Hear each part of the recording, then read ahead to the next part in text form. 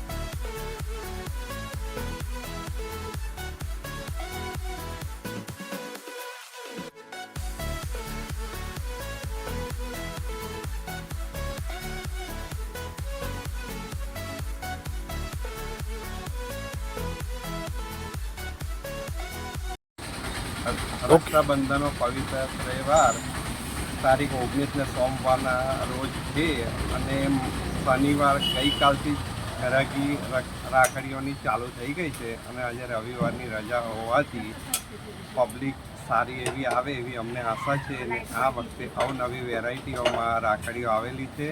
બાળકો માટે લાઇટવાળી રાખડી, ફેન્સી રાખડી, ટેડી બાર, મોટું પતલું, છોટા ભીમ, ડોરેમોન એવી અવનવી વેરાયટીમાં આવેલ છે।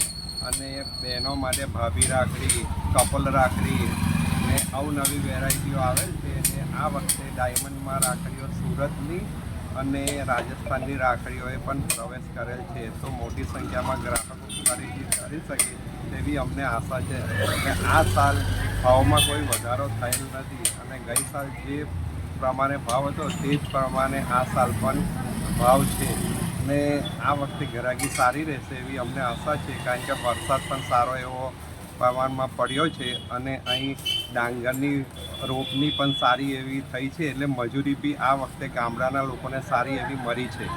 અને ડભોઈ એ વેપારી મથક હોવાથી, મુખ્ય મથક હોવાથી તાલુકાનું કે ત્યાં આજુબાજુના ગામડાવાળા મોટી સંખ્યામાં ખરીદી કરવા આવે છે અને ડભોઈમાં પણ ભાવ વ્યાજબી લેવામાં આવે છે। વેપારીઓ પણ સારી એવી આશા રાખીને બેઠા છે કે 2 દિવસ ગ્રાહકી નીકળે તો માલ એમનો કટિંગ થાય અને અહીં ગ્રાહકોને સંતોષ છે કે ભાઈ અહીં કોઈ પણ જાતના વેપારીઓ છેતરતા નથી ને વ્યાજબી ભાવથી રાખડીઓ આપે છે અને બહેનો બી સારી એવી સંખ્યામાં ખરીદી કરે છે।